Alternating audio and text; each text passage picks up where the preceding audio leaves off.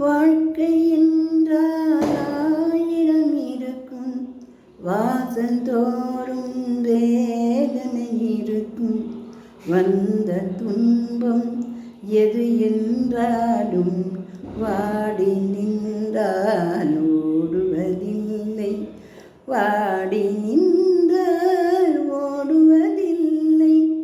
எதையும் தாங்கும் இதயம் இருந்தால் இறுதி வரையில் அமைதி இருக்கும்.